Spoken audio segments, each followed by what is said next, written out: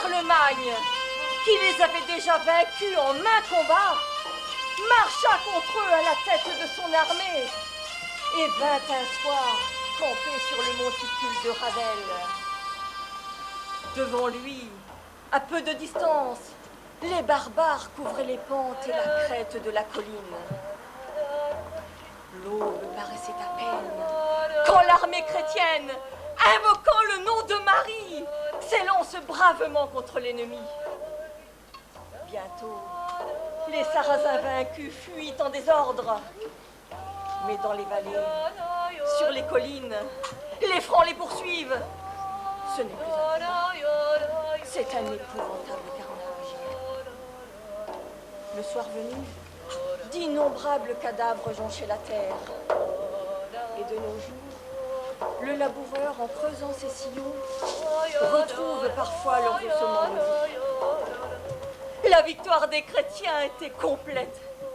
Le grand roi comprit qu'elle venait du ciel.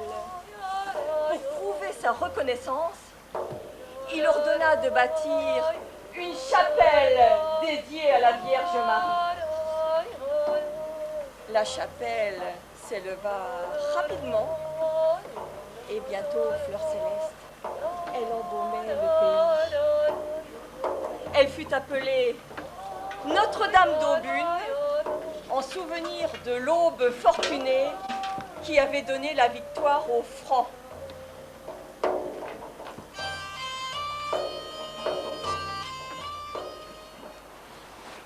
Seigneur, ton cheval boite bas. Attache le cou et dis au ferrant de l'examiner. Il s'est bien battu. Bouchonne-le en attendant.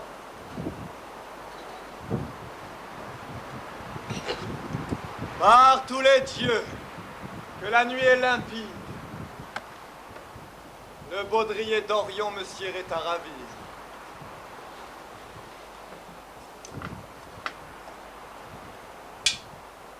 Jean. Oui, Seigneur. Combien de morts chez nous?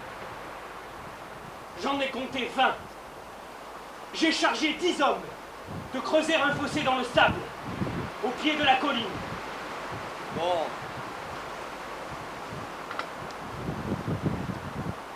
Ta blessure est vilaine. Laisse-moi te soigner. Ces Sarrasins ont le moulinet rapide. Je n'ai pas vu partir le coup. On l'a mis en cuir à amorti. La blessure est superficielle. Oui, mais ton bras est enflé. Tiens, verse l'alcool de ma gourde.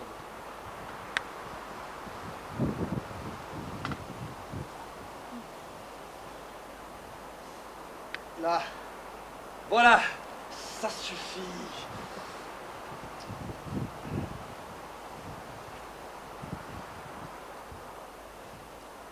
Mais que fais-tu? Qu'est-ce que c'est que ça? Un emplâtre de ma composition. Qu'y a-t-il dedans? Une vieille recette. Hé, là!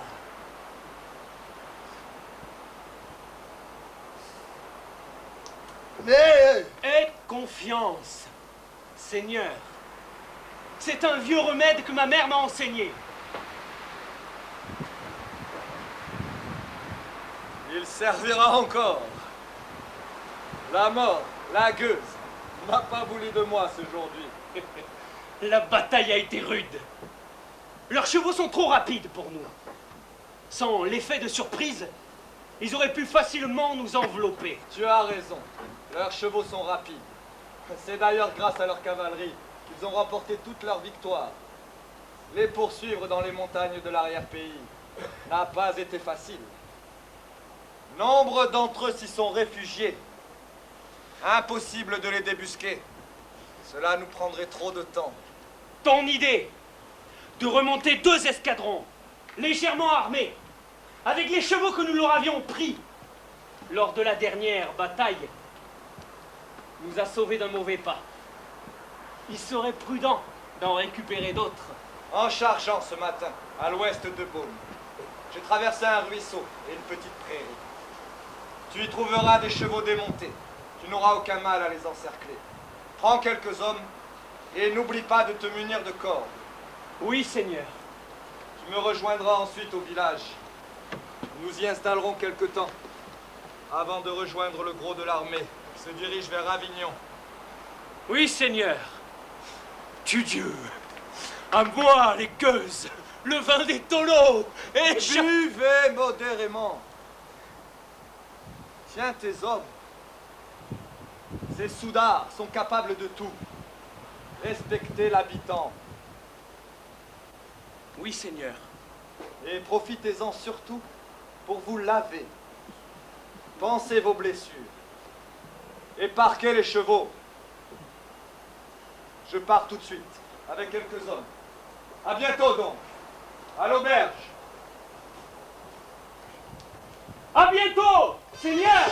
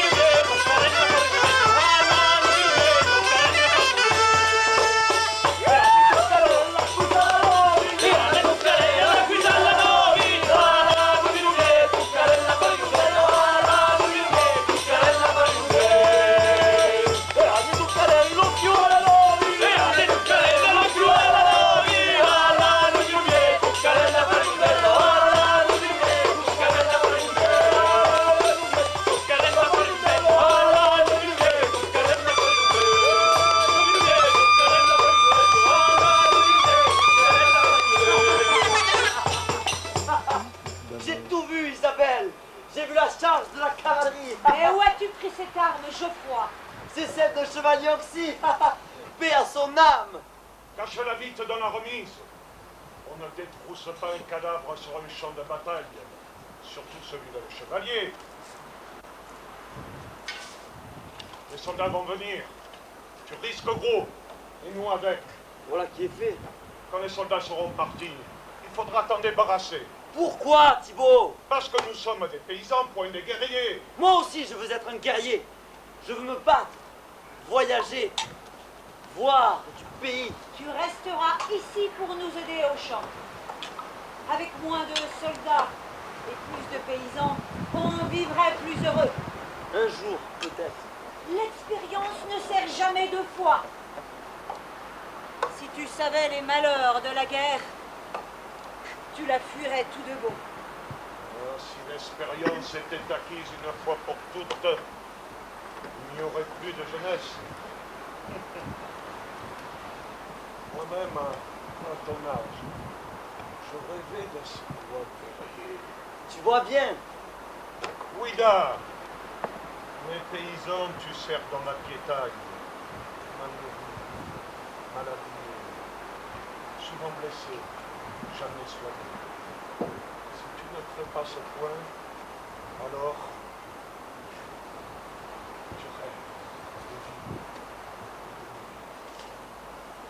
Revenu au pays, tu trembles d'autre peur. Razzia, les pillages, les droits du Seigneur.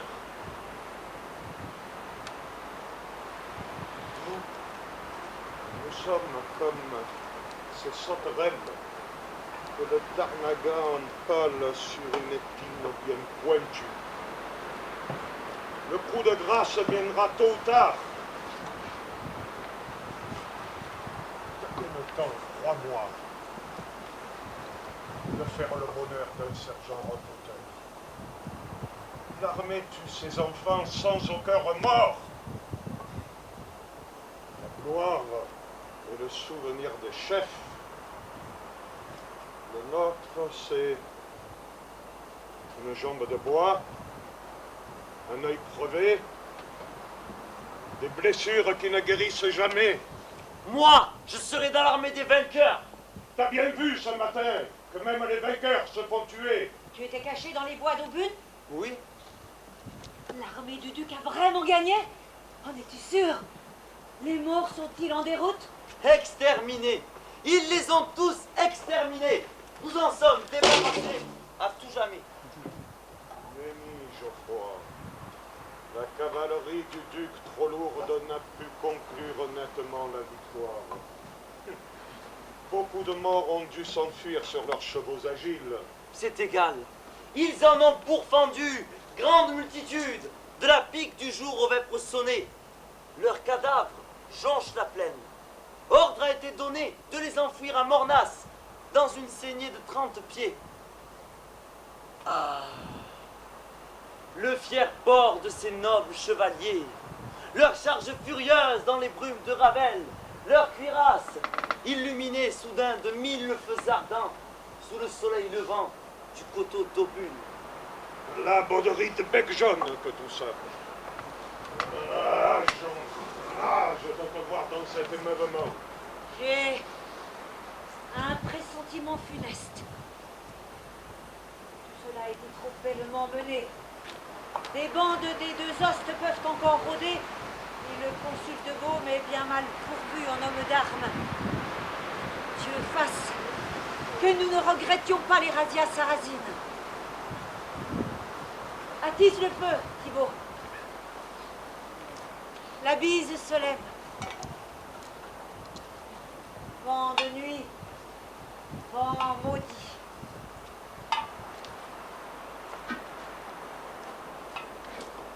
Ah, la bonne odeur de feu.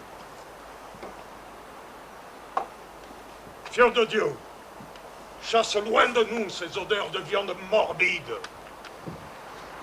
La plaine en est pourrie. C'est pitié.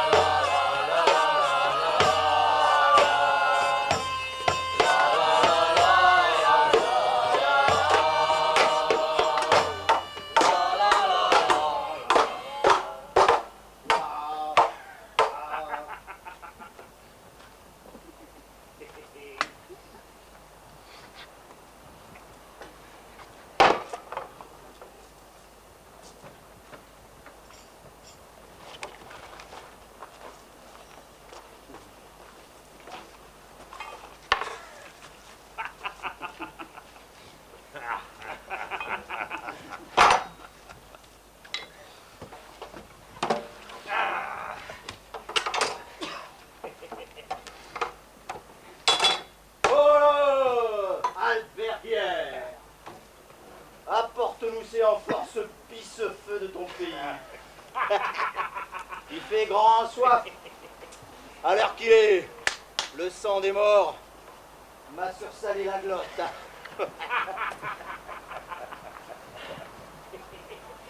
Par Dieu, d'abord du vin. Je paillarderai la pucelle après. Par la chaleur de la bataille, par la chaleur du feu, par la chaleur du vin et la chaleur du sexe dans les yeux. Voilà, Berger, ça vient ton meilleur taureau sur le champ, ou je t'estrangle. Que dis-je? Je t'estrope. Tout doux, messire. Je t'ai accommodé le vin que voilà. Par Saint-Hilaire, il t'aggradera. Et bien que tout serait, il crame le boyau dès le 3e mot. À la mémoire de ce que j'ai navré. À la mémoire de ce que j'ai oxy. Buvons à gueule bec.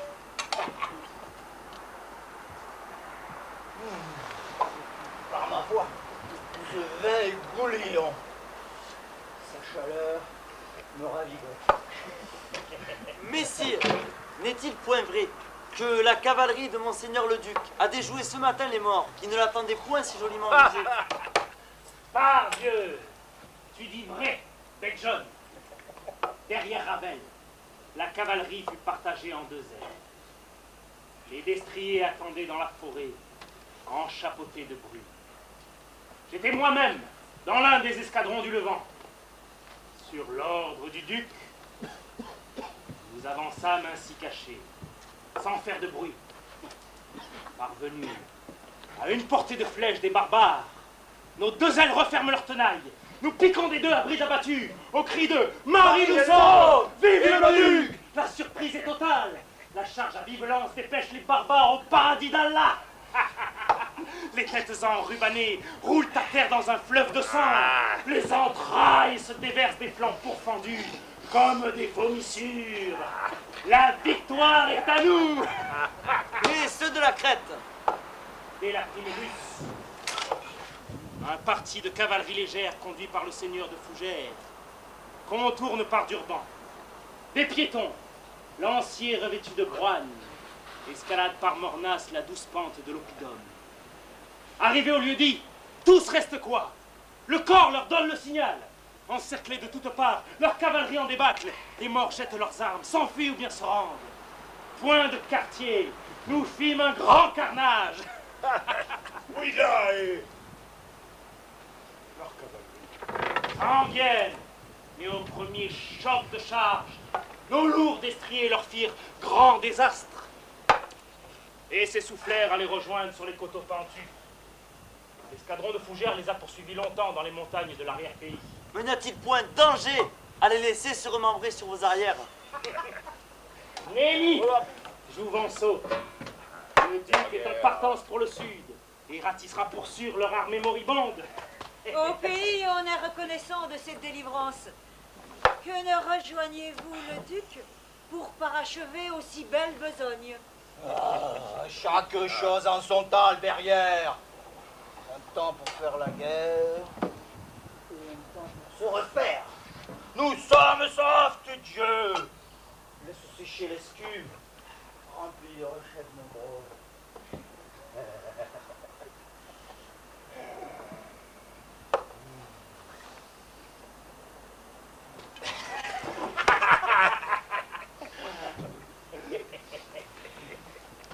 Quelques froidures.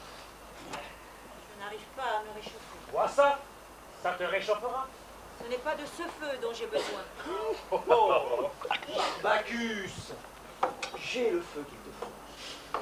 Je sens grandir en moi un immense incendie. Le volcan que voici est tout près d'exploser. À chacun sa chacunière. Je ne suis point celle que tu crois. Tu trouveras tout ton content dans les Bordeaux d'Avignon. Ici, c'est du sérieux. Les paysans sont pauvres, mais ils ont leur honneur au placé. Malheur à celui qui forcerait leur femme. Par Dieu! Mais ton sauveur n'a-t-il point le droit? Au repos du guerrier? Oui, Dave. Mais patient. La victoire ne donne pas tous les droits. Hola, compagnon. Voyez-vous cette gueuse? Sans Dieu, voilà un combat qui me sied. Messire, de grâce, apaisez-vous. Il n'y a point là de braverie. Certes, nous sommes tout à vous, Mais considérez. Et toi, où je t'escouille.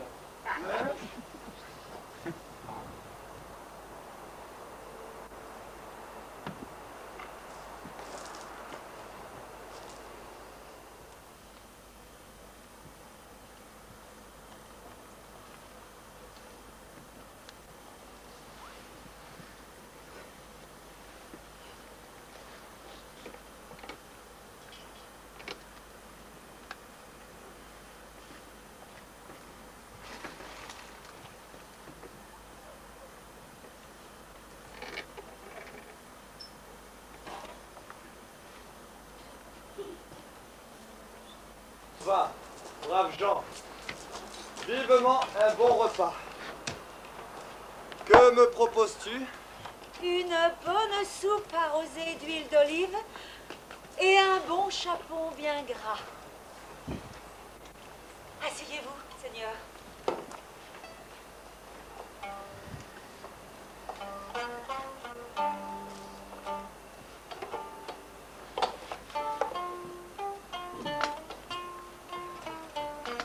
Mais vous êtes blessé. Une égratignure, rien de grave. Le pansement est souillé. Cela peut s'infecter.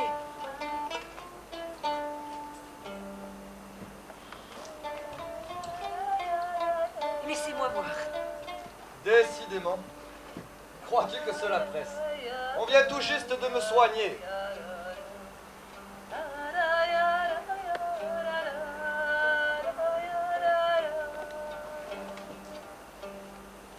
Dieu du ciel. Quelle mixture! Oui, mais efficace, le sang ne coule plus.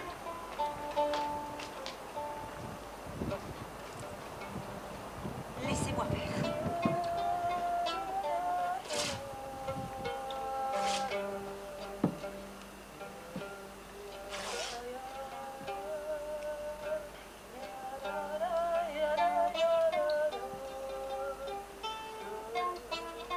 Je verse de l'eau de vie. Attention. Voilà. Sanguienne, ça brûle. Pour un guerrier, je vous trouve bien douillet. Certes, certes. Et vous, soldats? Un parti récupère les chevaux abandonnés par les morts. Ils ne devraient pas tarder. Ils bivouaqueront sous les murs du village. Les autres, pour la plupart de la racaille qui tuerait père et mère. D'ailleurs, tu viens d'en avoir un aperçu. La bataille a été dure? Bref et dur. Beaucoup de morts, hélas. Mais, pour le moment, j'aimerais ne pas en parler. À votre aise, Seigneur. Grand merci. Chante, l'ami. Chante. Je t'en prie.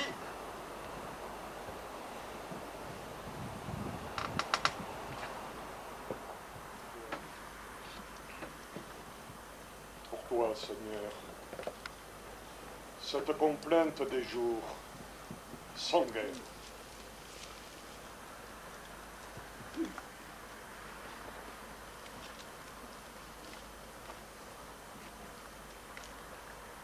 Qu'on me laisse rêver, qu'on me laisse à ma terre au milieu des clameurs des insectes avides. Je ne veux plus jamais retourner à la guerre comme un cheval blessé. On tire par la bride. Tout seul et sans témoin, j'irai dans la prairie. Écoutez tout mon sous le chant des courtilières, toujours renouvelé comme une litanie, comme un archer qui vibre au tréfonds de la terre. Je ne demande rien que le cri crié, que la locuste verte et le phasme danseur, l'ampuse qui s'arrête un moment pour prier, et tous ces papillons qui valsent en couleur. Je ne demande rien que ce troupeau sauvage, le lait de mes brebis, ce fromage de brousse, et les yeux mordorés de cette chèvre rousse, pendue au rocher blanc, venue du fond des âges. Je ne demande rien en ces jours de misère, que le retour aux sources et le renoncement à tous ces artifices, à toutes ces chimères, à tous ces lendemains de désenchantement. Qu'on me laisse rêver, qu'on me laisse à ma terre, au milieu des clameurs, des insectes avides. Je ne veux plus jamais retourner à la guerre. Comme un cheval blessé qu'on tire par la bride.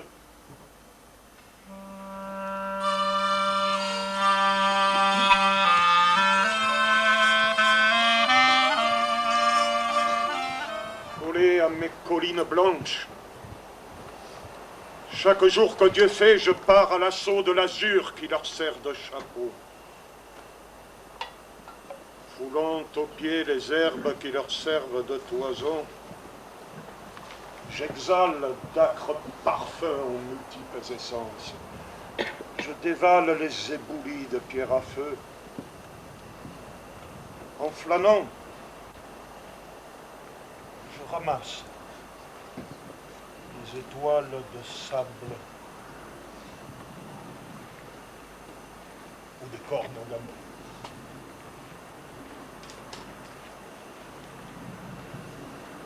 La légende raconte qu'Atlas, l'infortuné titan qui soutient notre monde, pour soulager le poids qui brise ses épaules, de temps en temps tourne la tête pour contempler cette œuvre. Alors, de ses narines, un souffle vigoureux produit les deux vents qui nettoient la Provence. Celui qui de l'ouest traverse les montagnes, et notre vent du nord aux colères indomptables. Mon pays est soumis aux chaleurs des déserts et au froid glacial des pôles. Il est beau, il est dur, il faut le mériter. Et quand nos mains en sang ont conquis l'Argyras, le Cad et le Genêt, quand nos bras aux veines dilatées ont construit les restants qu'à Olivier, quand des lianes blachiques pendent les grappes jaunes dont le jus fermenté s'est gavé de lumière, alors nous sommes fiers d'implorer Dieu et de chanter les hymnes de nos pères. Comme tu as dit cela.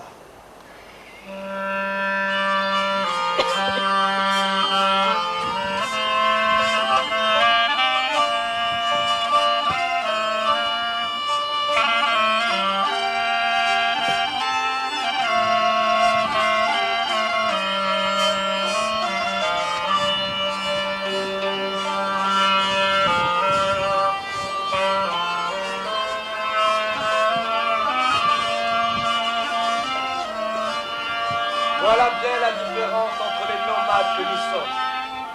Nous, les guerriers, et vous, les paysans. Nous traversons l'espace. Vous êtes l'espace. Nous entretenons les racines de la vie. Vous les coupez. Il est vrai que nos consciences diffèrent, mais en apparence seulement. J'ai la conscience d'être et de mourir un jour.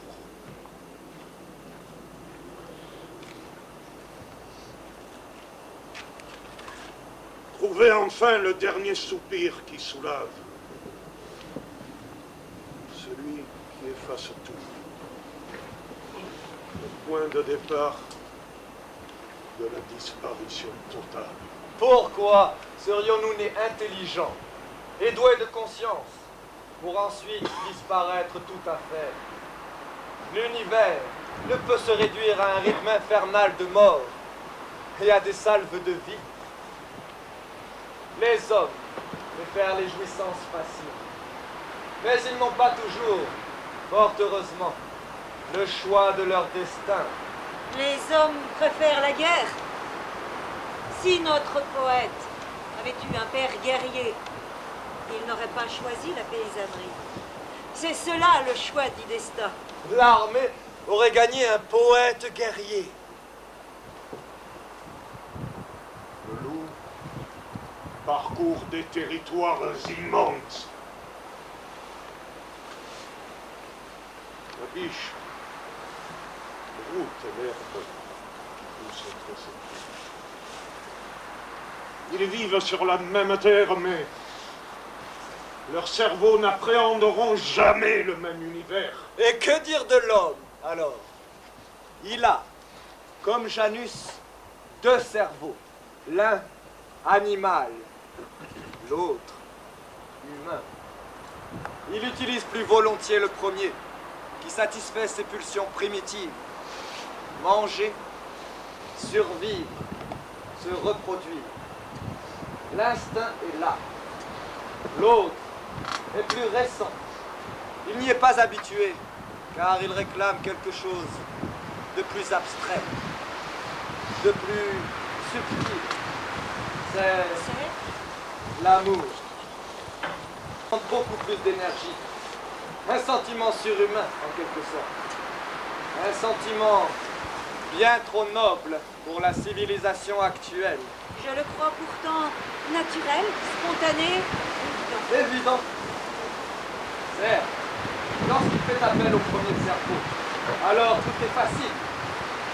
Mais au premier problème qui surgit, à la première complication, les pulsions primitives reviennent au grand galop, avec leur spadassin préféré, la violence et la haine. Ceci est affaire d'homme. Point du tout, mamie, point du tout. Tiens, par exemple, pense à quelqu'un qui t'a fait beaucoup de mal. Homme ou femme, peu importe.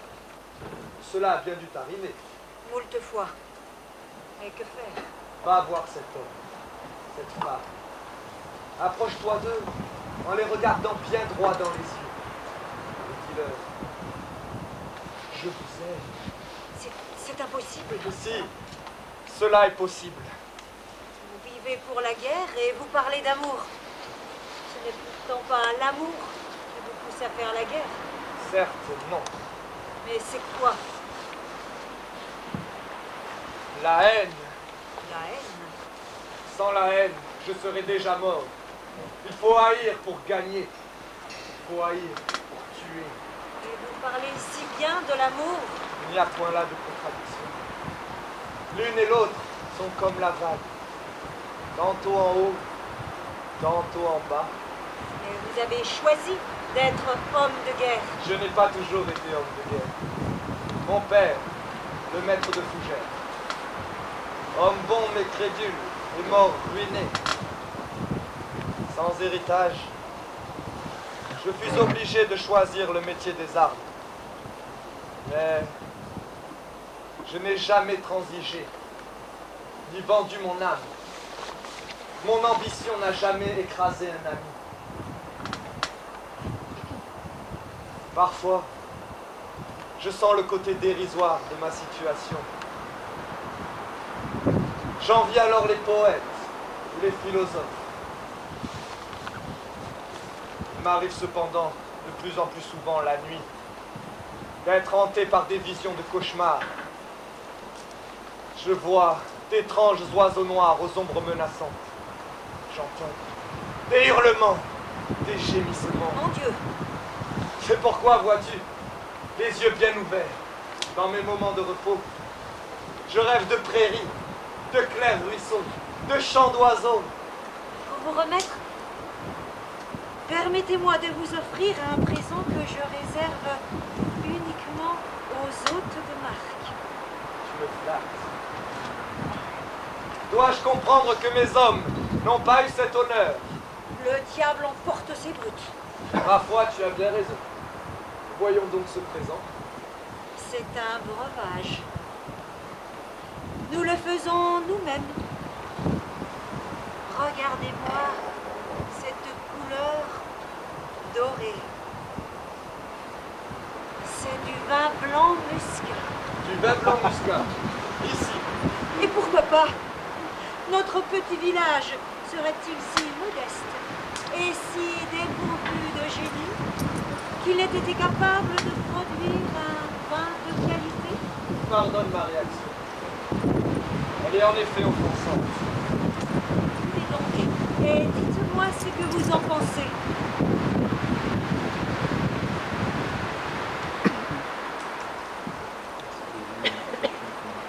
C'est un nectar des dieux. Je ne vous le fais pas dire.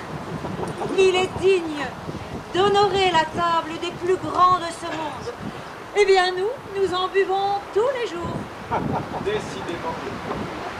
Votre pays me plaît. Je souhaiterais finir mes jours ici. Que Dieu vous entende. Capitaine, que Dieu vous entende. Je vais me coucher. Demain matin, je dois assister à un conseil de guerre. Je serai de retour dans la soirée. J'espère que mes hommes se tiendront tranquilles. Ton pansement me tient bien le bras. Grand merci pour tout ce que tu as fait pour moi. Grand merci, Isabelle. grand merci, Isabelle. Je te souhaite le bonsoir.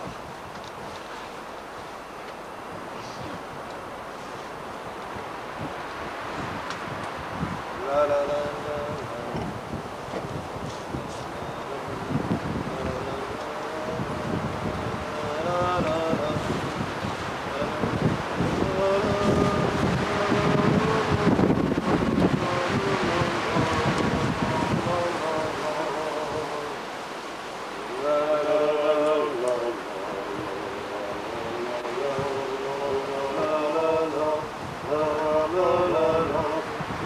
Par ici, monsieur le consul!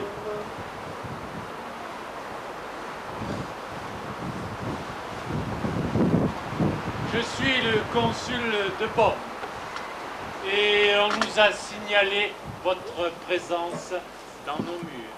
C'est un honneur pour moi. Merci de votre hospitalité. Que vous n'avez point sollicité. Mais l'hospitalité est un devoir, surtout vis-à-vis d'un vainqueur. Je vous prie de bien vouloir accepter mes excuses. Il est vrai que l'état de guerre ne permet pas toujours les civilités d'usage. Mais je suis ici en ami, non en conquérant. Souffrez que la nuance nous échappe quelque peu. Un envahisseur en remplace un autre. Voilà tout. Comme vous y allez, consul. Vous ne faites point de différence entre vos envahisseurs et vos libérateurs. Préféreriez-vous donc les non-croyants aux francs de Charles Martel, duc d'Austrasie? Mais quelle différence voulez-vous que nous fassions? Les Francs se battent contre les Sarrasins pour la conquête de notre territoire, que je sache, et non pour nous rendre un quelconque service. Les victimes, c'est nous.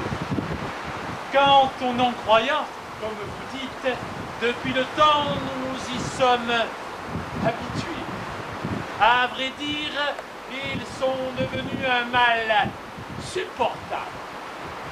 Les armées de Charles, l'an passé, nous ont causé plus de souffrances et de morts que les Sarrasins depuis le temps qu'ils nous occupent. C'est donc pour cela que Moronte le patrice de Marseille les a rappelés dès que nous eûmes le dos tourné.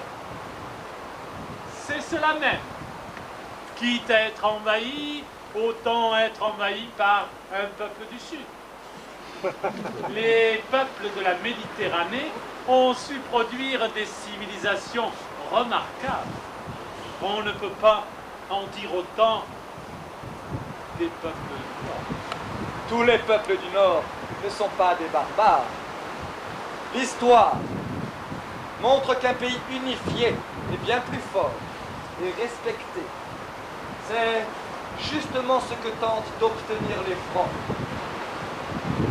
Et j'ai bien peur que nos relations deviennent de plus en plus difficiles. Car le duc a considéré l'attitude des Provençaux comme une trahison.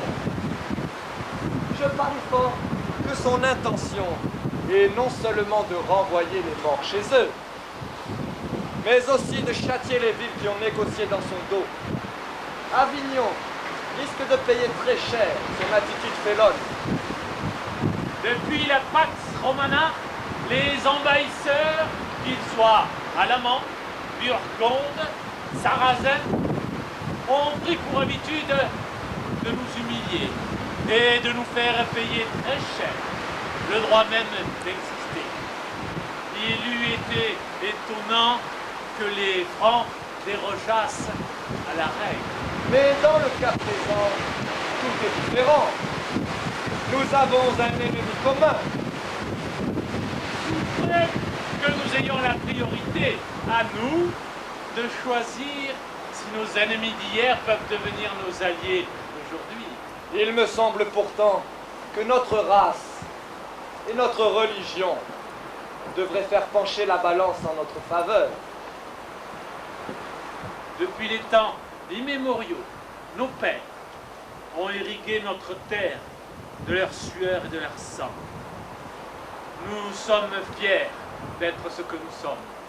Et si le pouvoir des arts ou de l'argent peut nous faire courber les chines, nous n'avons de leçon à en recevoir de personne. Notre âme n'est point avant. Et nous n'avons de leçon à recevoir ni de vous, ni de quiconque. Cela vous étonnera sans doute. Et je partage tout à fait votre point de vue. Ah, Rien ne me prédisposait au métier de la guerre. J'ai toujours envié ceux qui savent vivre en paix et qui, malgré les apparences, ne subissent jamais. Ils savent rester libres. mais alors pourquoi?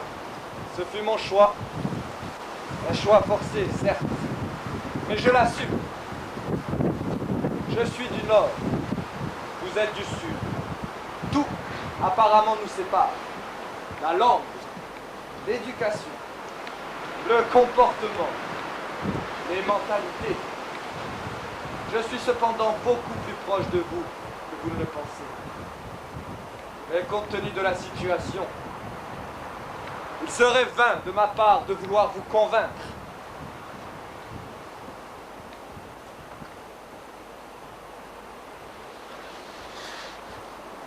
Mais Je avez-vous resterai confiance? 2 jours, au plus. Les hommes se reposent au pied de vos remparts. Dès l'aube, j'irai aux ordres. Jean, mon second, commandera en mon absence. Votre absence m'inquiète. Nous avons tous encore à l'esprit les crimes commis l'an passé par des bandes de soldats, déserteurs de l'armée de chars. Une troupe sans chef est capable de tout. Et notre défense est bien faible. Restez, je vous en prie. Envoyez quelqu'un d'autre. L'expérience me conduit à penser que le pire est toujours à venir. Hors la mort, on n'est jamais sûr du pire. Avez-vous confiance en votre second? C'est un autre moi-même. Eh bien, capitaine, à bientôt. Nous avons confiance en vous. À bientôt. Revenez vite, que la paix revienne vite. Je le souhaite aussi.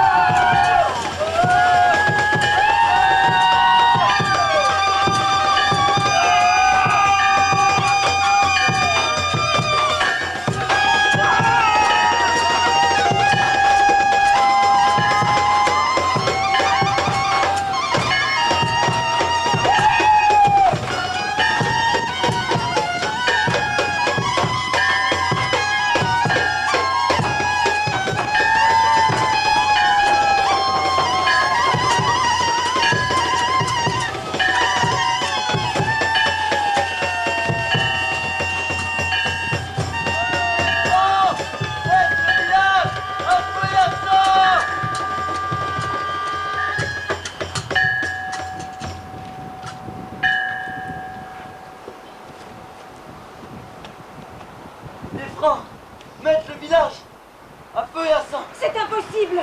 Jean ne les aurait pas laissés faire. Qu'as-tu vu? Dis-moi, raconte. Nous étions sur les remparts. Le jour pointait à peine. Soudain, des cavaliers, brandissant des étendards morts, surgissent et se précipitent, à pied d'abattu, vers la porte du village. Le capitaine des gardes consulaires, voyant une attaque ennemie, ordonne à ses archers de tirer une volée de flèches. 2 cavaliers tombent. C'est alors que Jean se fait connaître, hurle d'arrêter, met pied à terre, et, brandissant les étendards pris aux morts, les jette contre la porte. Les Francs sautent de cheval, se précipitent vers leurs compagnons touchés. Constatent qu'ils sont morts. Ivres de rage, ils dégainent leurs armes, se ruent sur le chemin de ronde et engagent un combat avec les gardes consulaires. Plusieurs sont toxis, les autres, à la faveur de l'obscurité, débandent dans la nuit et se réfugient dans l'église. Le prêtre s'interpose, un crucifix à la main, un javelot, du clou au sol. Et alors? Jean tente de s'interposer, de calmer ces hommes. Ils courent de l'un à l'autre, supplient, menacent. C'est alors qu'une flèche traverse la gorge. Ces hommes sortent de l'église, écrasent tout sur leur passage. La nouvelle se répand dans le village. Les gens se barricadent. Va, passe par derrière. Va demander de l'aide au consul. Où sont-ils cachés? Où sont-ils cachés? Qui? Les câbles bleus! Mais j'ai vu personne, bien Tu sûr. m'as que j'ai vu! Moi, c'est moi que tu as vu. Je suis venu les avertir, leur dire la méprise. La méprise, Black John! Quelle méprise! Une embuscade préméditée, oui! Et parce que nous venons de délivrer des morts! C'est faux. J'étais sur les remparts. J'ai tout vu. Les étendards que vous brandissiez étaient des étendards morts. Les chevaux que vous montiez étaient des chevaux morts. Pour le reste, l'obscurité... Tu l'avoues! Tu étais donc des leurs! Meurs donc, chien!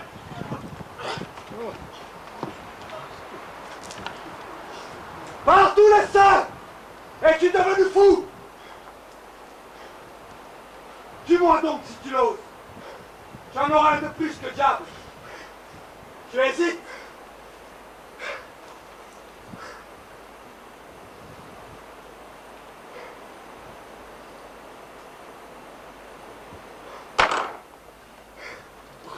Sanguinaire, vous n'êtes que des fauves tueurs.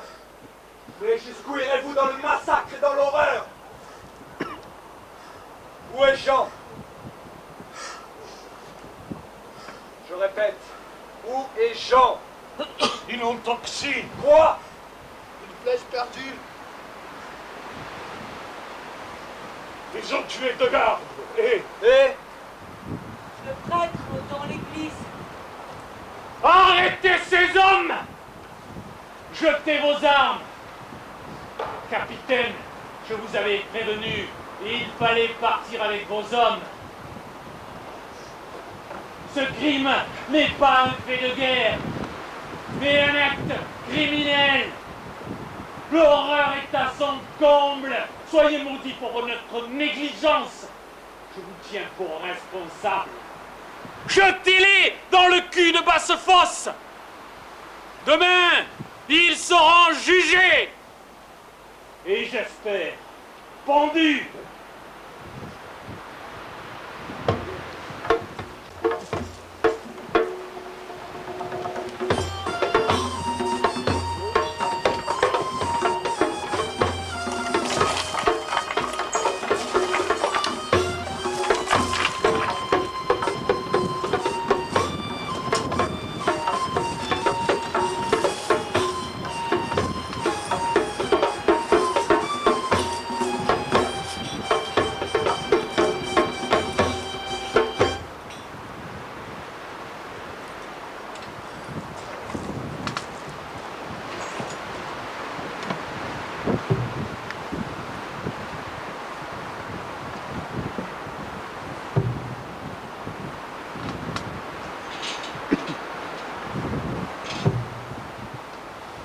Debout devant tes juges.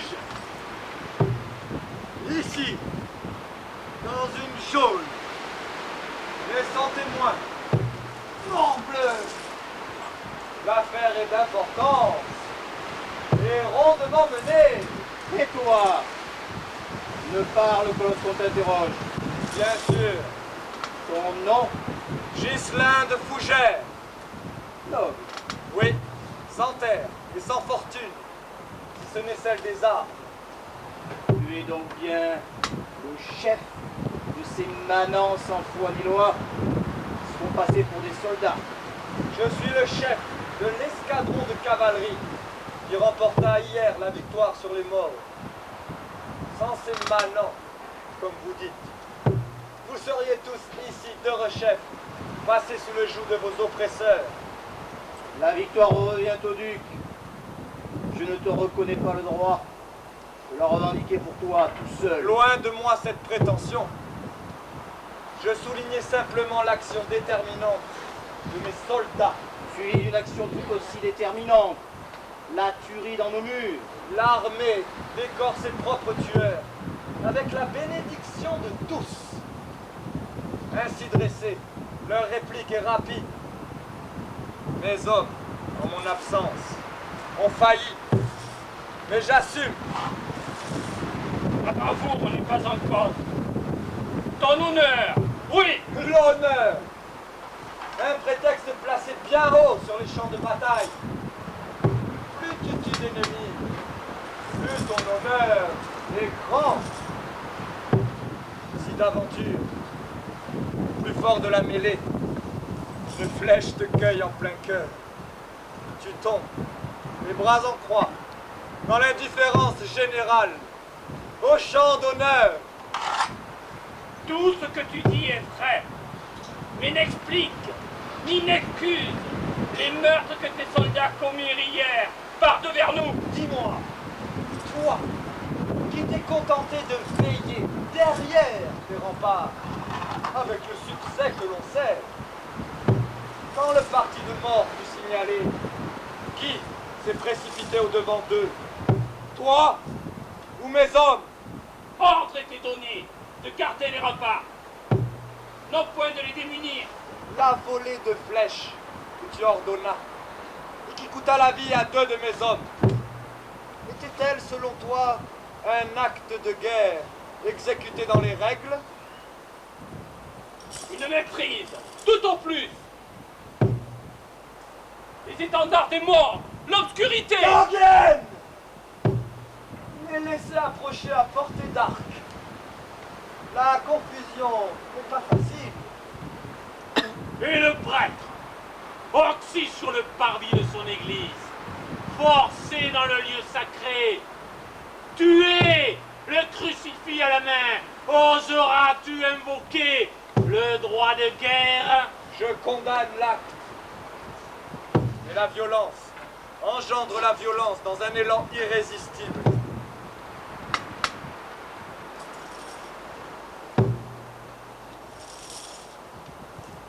Or donc, tu te repens. D'avoir laissé seuls mes hommes.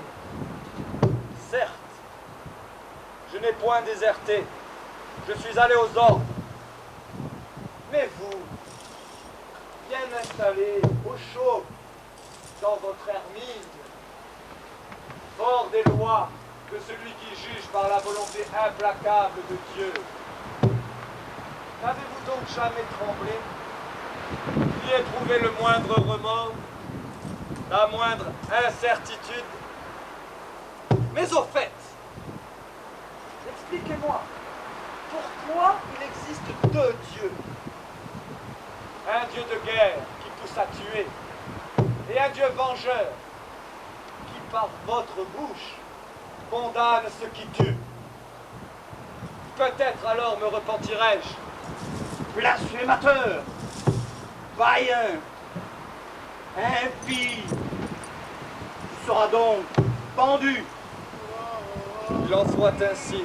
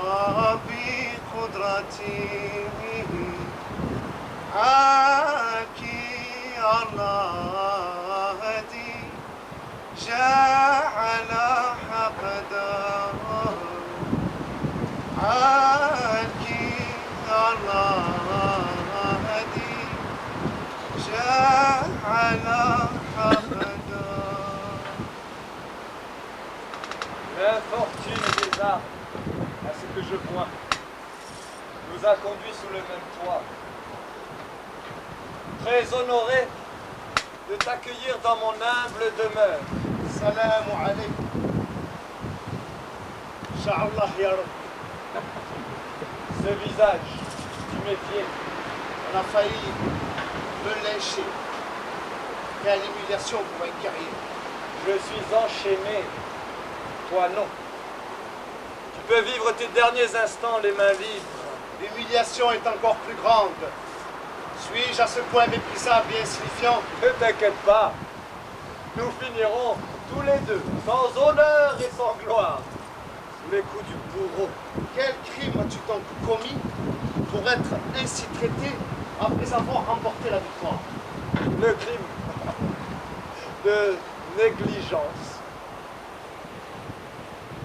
En mon absence, mes soldats ont commis des atrocités sur la population. Tout chef est tenu pour responsable des actions de ses hommes. Certes, la justice nous trouve parfois plus facilement et rapidement son compte. Tu faisais donc partie de cette troupe que mes hommes ont débusquée? Oui. Assoiffés, nous recherchions un point d'eau, beaucoup trop près du village. Cette erreur me permettra de rejoindre bientôt le paradis d'Allah. Inch'Allah. Quel fatalisme! Quelle soumission! Le Coran, la loi, s'applique à la communauté des croyants.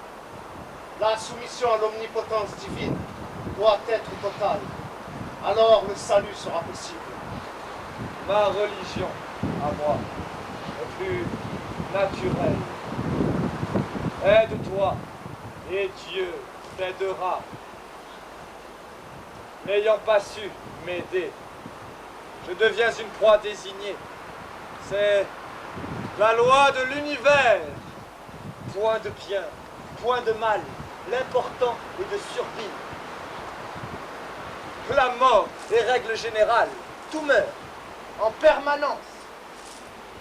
La vie est un sursaut d'orgueil d'un univers qui refuse sa fin inéluctable. L'homme est la seule créature à avoir la notion du bien et du mal. En ce sens, il surpasse l'animal. C'est Dieu, dans sa puissance créatrice, qui l'a voulu ainsi. Mektoub el-Rijal, il trace le destin des hommes. Ainsi, tout est écrit. Tout est écrit. Mais Dieu nous laisse libres. La foi aide à faire le bon choix. Selon les circonstances, il n'est pas toujours facile de faire le bon choix. C'est pourquoi Dieu a créé les archanges de lumière, pour nous faire connaître ses intentions, préserver sa création, nous rappeler que nous sommes mortels et juger nos actes. Dieu n'a aucune intention. Il est d'une indifférence parfaite. Vois-tu échapper à la règle divine qui gère la société humaine? Bien sûr que non.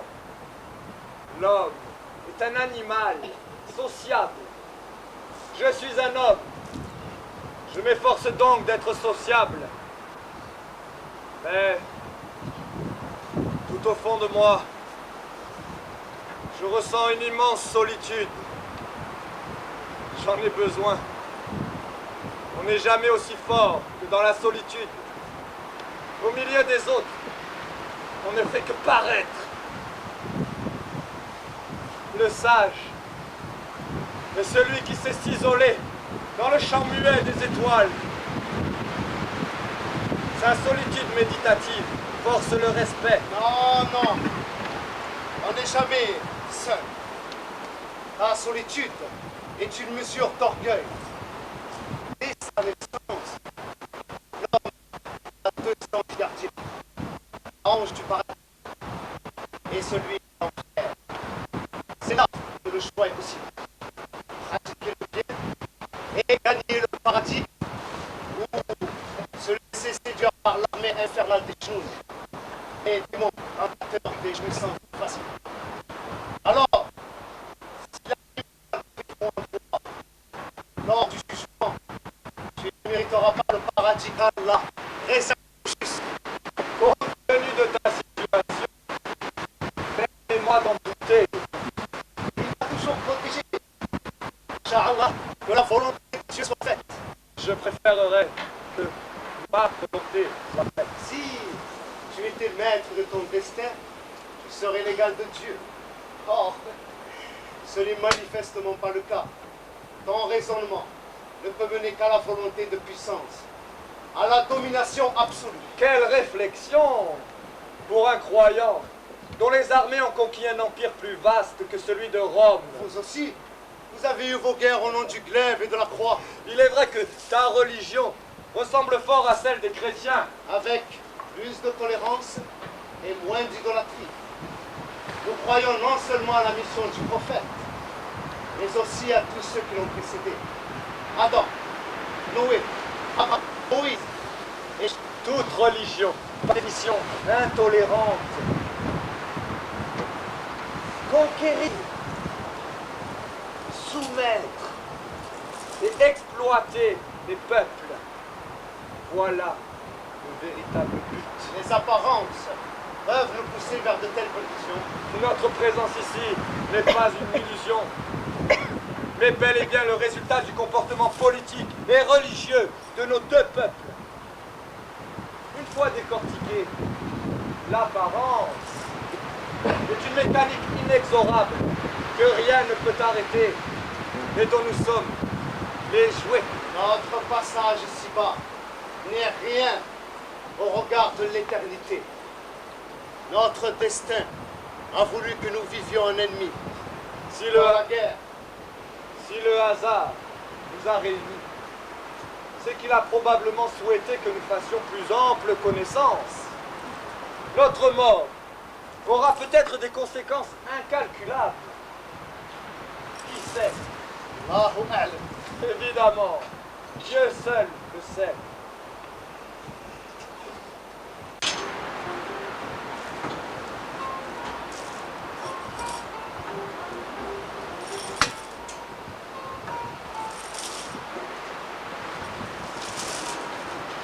Seigneur,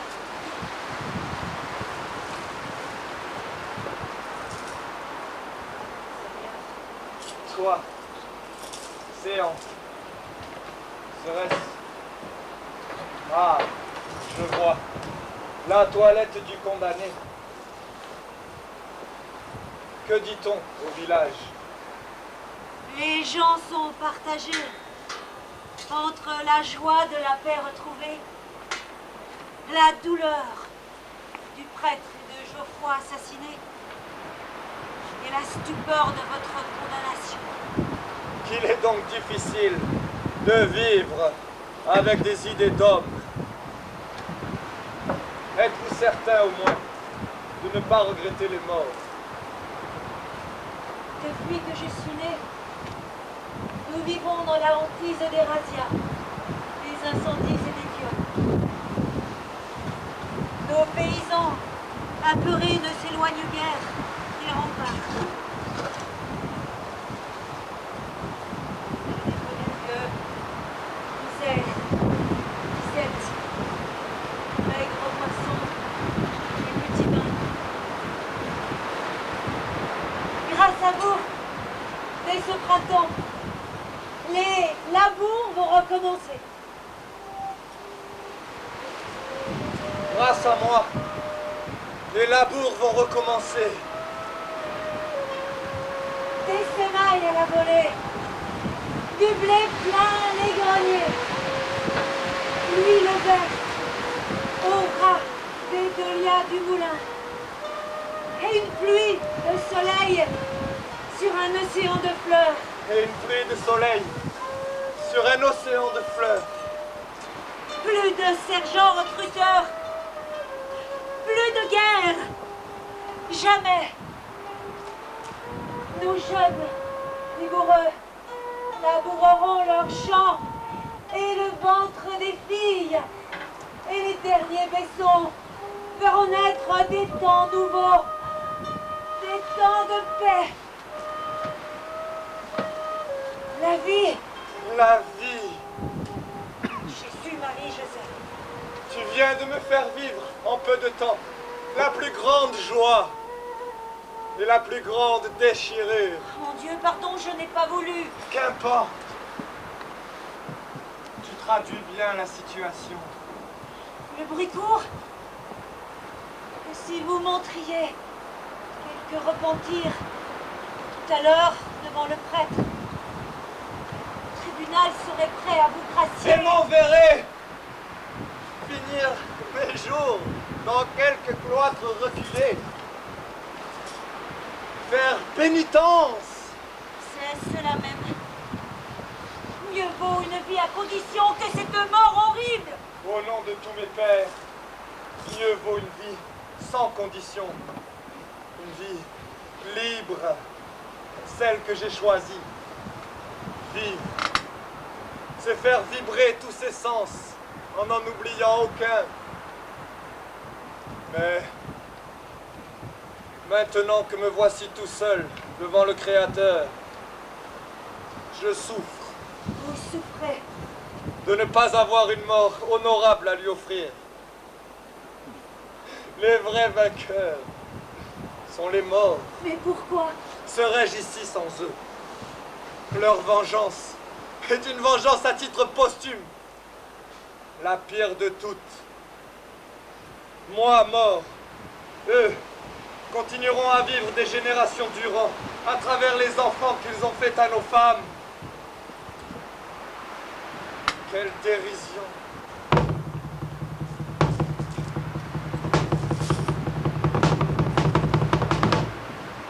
Ils viennent donc de décapiter mes soldats.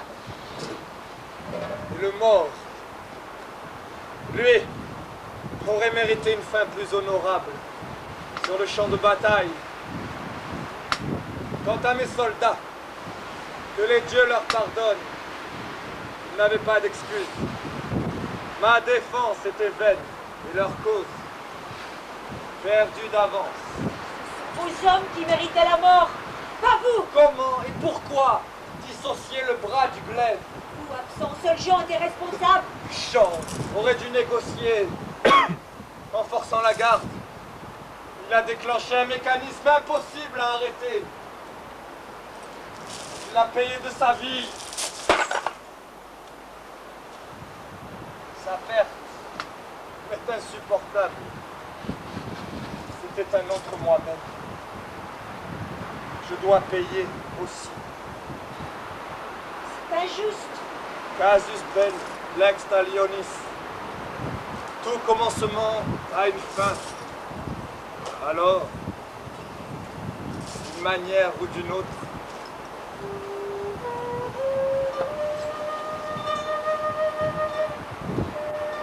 allons, douce Isabelle, laisse-la ton aiguière. Mon âme est propre. Part et vie. Vie pour moi. Pas. Les dieux, s'ils existent, tu sais, ont bien fait les choses. Puisqu'ils ont permis que tu croises ma destinée. Tu es apparu le temps d'un arc-en-ciel. Quand je te regarde, je tremble de bonheur.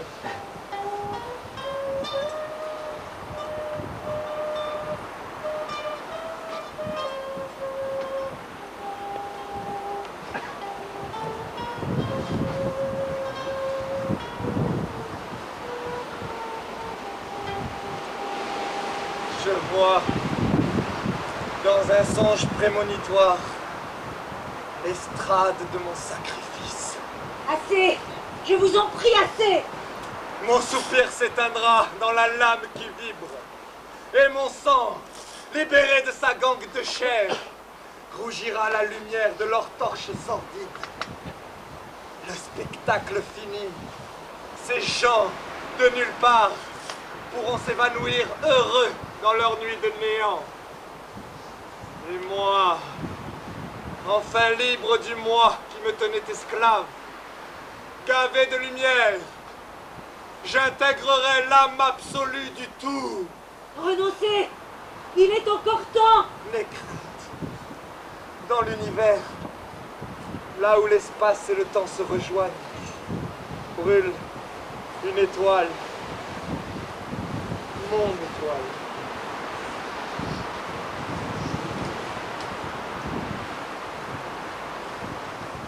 Qui es-tu?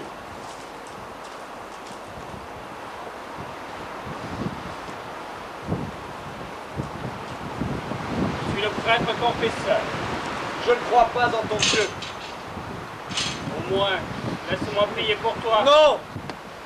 Je te l'interdis. Mais pourquoi? Comment pourrais-je puiser un quelconque rapport auprès d'un Dieu qui ne répond jamais? Grande est la miséricorde de Dieu. Et que sais-tu donc de Dieu, toi qui parles en son nom en toutes circonstances? Dieu est infini.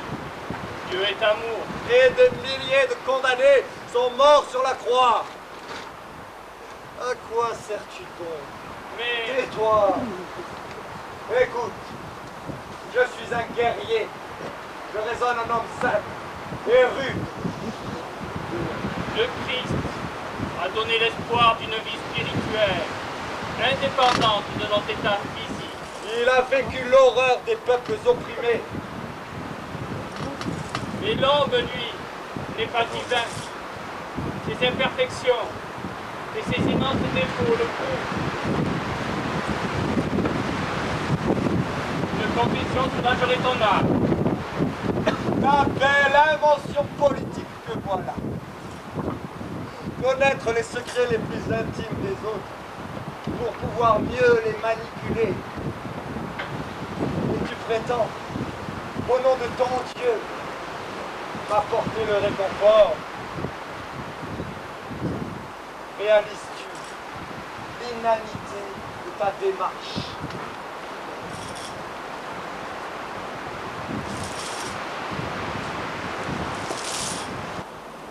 Un tribunal de guerre, réuni en session extraordinaire, a délibéré hier soir sur le cas de Ghislain de Fougères, accusé en premier d'avoir déserté l'armée du duc d'Austrasie, maire du palais, notre libérateur. En second, d'avoir oxy le prêtre du village en son église, qui donnait asile à 3 soldats, à leur tour oxy, ainsi que d'autres, sur le chemin de garde des remparts, et Geoffroy, dans l'auberge. En tierce, d'avoir blasphémé et insulté le nom de Dieu. En conséquence de quoi, de par l'autorité de notre suzerain, de par la décision du tribunal de guerre extraordinaire, de par la volonté de Dieu, il a été arrêté, que le sieur de Fougères se verra privé de l'honneur d'avoir la tête tranchée. Il sera donc pendu, haut et court, tel un larron, les séances tenantes.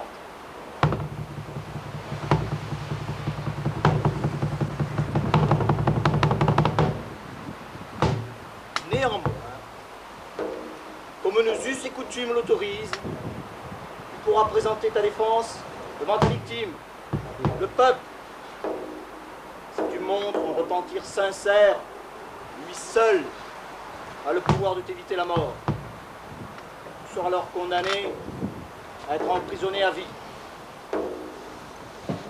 Condamné, désires-tu faire appel au peuple? Nies-tu les crimes pour lesquels tu as été condamné? Je nie tout en bloc. Comment nies-tu la triple accusation? Tu as bien entendu, juge. Je nie deux rechefs, tout en bloc. Ce n'est point avec une telle plaidoirie que tu sauveras ta tête. Qu'est-ce qui te permet de supposer que je veuille sauver ma tête? Tout homme normal. Je ne suis pas un homme normal. Orgueil démesuré. Si donc, Ta plaidoirie est donc terminée? certes non. Puisque tu m'y autorises, je tiens à dire au peuple ma propre version des faits. Déserteur, nenni. Tout soldat a le droit, le soir d'une victoire, de prendre un repos mérité. Le duc paie mal ses hommes. De nombreux déserteurs profitent de l'état de trouble pour piner, piller et rapiner l'habitant. Le fait n'est pas nouveau. Les hommes, eux, n'ont point déserté. La méprise plus tragique. Ils ont assassiné le prêtre. Et aussi les soldats de la garde. Les guerriers que nous sommes ont été entraînés à se battre dès leur plus jeune âge. On nous a appris à tuer pour la bonne cause des grands de ce monde, à décupler la haine du geste meurtrier. De sa rapidité dépend notre survie.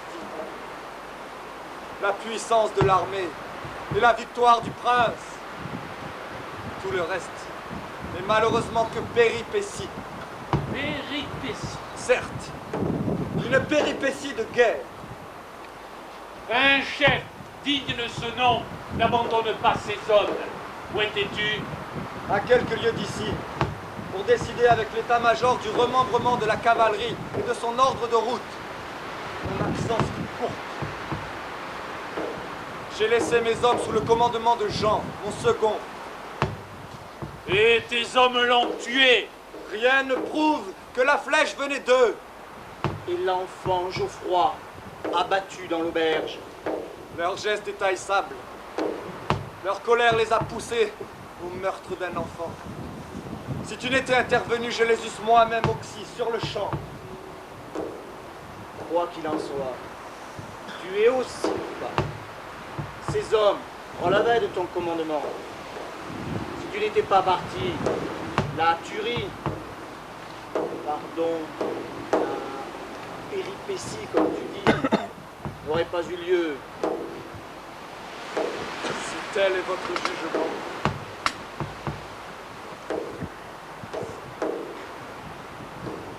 Blasphémateur, impie, Dieu te renie pour qu'il abandonne et qu'il insulte. Point d'absolution. La sentence du tribunal sera donc appliquée. Ton Dieu, j'en suis sûr, est très surpris de t'entendre. Car tu en fais un Dieu d'intolérance. Comment peut-on avoir la prétention de juger au nom de Dieu, d'excommunier au nom de Dieu, de condamner à mort au nom de Dieu? J'en appelle au peuple, ce juge inquisiteur, à trouver les arguments qui touchent. Mais je sais, moi, que dans l'ombre de vos poitrines, là où se cache le cœur, ma condamnation n'est pas totale. Je ne demande ni grâce, ni indulgence. Hérétique à mort! Je ne demande ni pitié, ni absolution. Le lâche, il a peur de mourir. Je demande seulement à mourir en guerrier. Comment? Par le fer. Tu mourras par la corde, tel un larron. Non! Seigneur! Je vous en supplie! Calme-toi, Ribaude. Vous n'allez pas laisser faire ça! Faudra-t-il toujours que les suppliciés pardonnent à leur